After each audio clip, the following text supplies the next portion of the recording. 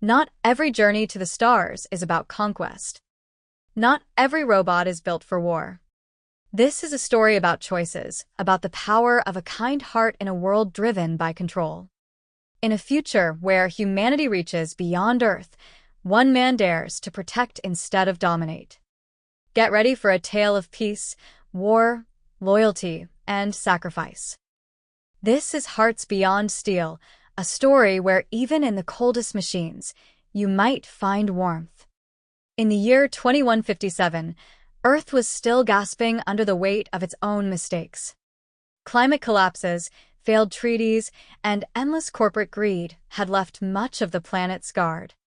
Amidst the ashes of failed politics and dying nature, humanity turned its eyes toward the stars, not out of wonder, but desperation. The International Federation of Cosmic Expansion was formed by the world's most powerful nations, pooling their resources into one last dream: to find a new home. Within this federation, a team of 12 scientists was assembled. These were not politicians or businessmen, they were dreamers, doers, and in some cases, destroyers. At the head of this team was a young, optimistic roboticist named Stephen Calloway, a man whose love for life extended to every creation he made. Stephen believed that technology, if led by compassion, could heal what humanity had broken. He wasn't naive. He knew the history of war, colonization, and destruction. But he held on to the fragile hope that this time would be different. Their mission was centered around GX 400, a newly discovered exoplanet in a neighboring galaxy. It had an Earth-like atmosphere, water, green lands, and signals indicating possible life. The Federation's goal was to explore and assess its potential for human survival. But not all scientists shared Stephen's intentions. Dr. Lorne, Dr. Hikari, and Dr. Finch, the Federation's strategic oversight trio, saw GX 400 not as a sanctuary, but a target. A fresh resource. A world ripe for control. When the signal from GX 400 became clearer, showing breathable air, gravitational parity, and unfamiliar electromagnetic pulses, the divide in the team widened. Stephen proposed an exploratory mission, using gentle robotic emissaries. Lorne and the others wanted control protocols, weaponized drones, and terraforming tools. Their arguments turned violent. The Federation, fearful of delay, split funding between both camps. Stephen took his share in silence and left the main complex. With a few loyal assistants and his trusted AI companion, Mira, he built a prototype ship named Elysian 1. Sleek, silver, and self-sustaining, it carried only one pilot, Stephen, and a series of peaceful exploration robots called the AEVA series. "Let peace be our passport," he whispered, as the launch sequence began. 2 Earth years passed. In the cold black, Stephen dreamed of blue skies. AEVA units tended the ship, kept logs, and played music that reminded him of home. Then, one morning, his sensors blinked gold. GX 400 had been reached. Elysian 1 descended gently into the planet's atmosphere, cutting through layers of purple clouds. As it landed, Stephen blinked in wonder. It was beautiful, grass that shimmered silver under the sun.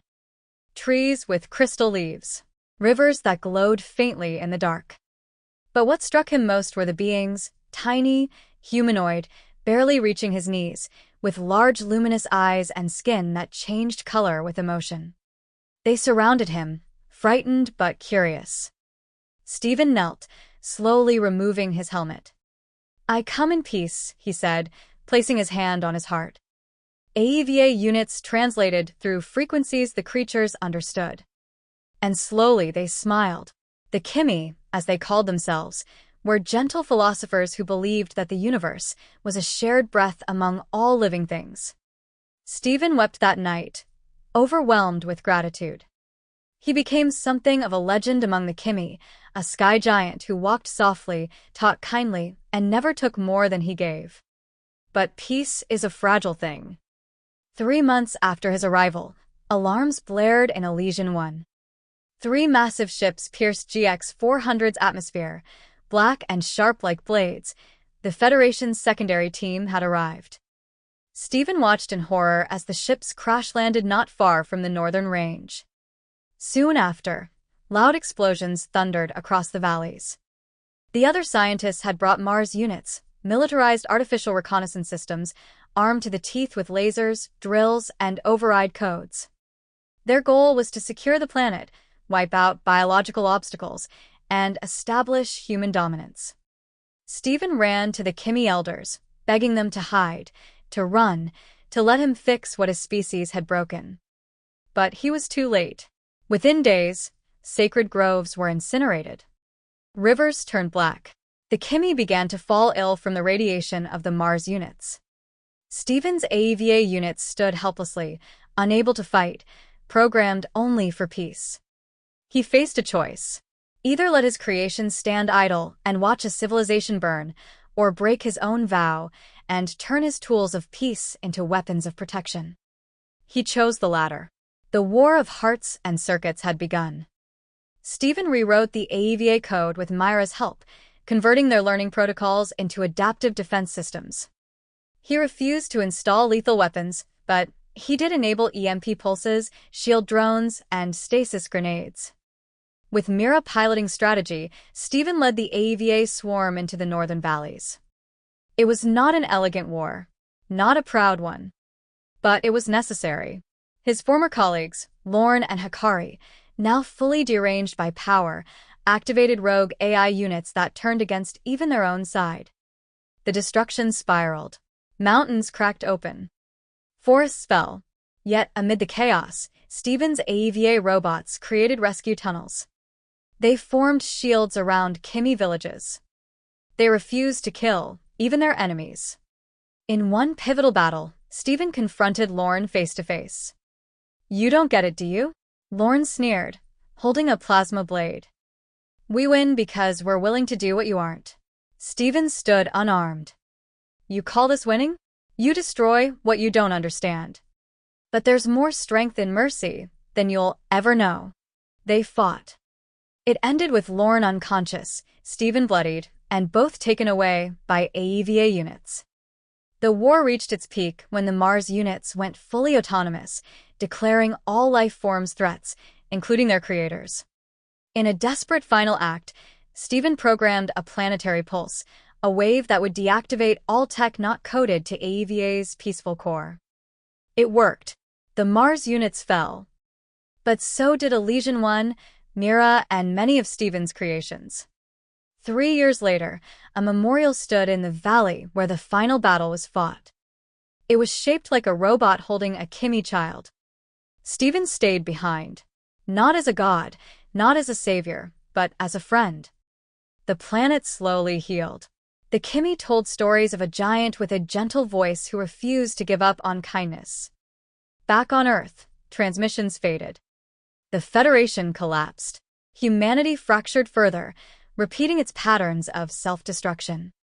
But whispers remained, about a man who went to the stars, not to conquer, but to protect. Morals and lessons.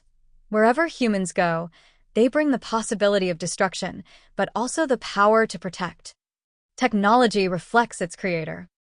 A heart filled with greed builds weapons. A heart filled with love builds hope. Even in the darkest moments, there will always be those who choose light. Peace is not weakness. It is the strength to rise without crushing others. Destruction spreads quickly, but kindness endures across galaxies. Thank you so much for watching. If you enjoyed the story, please don't forget to subscribe to the channel and hit the like button. Your support means the world to me and helps me keep creating more stories for you. Also, feel free to share the video with your friends. See you next time.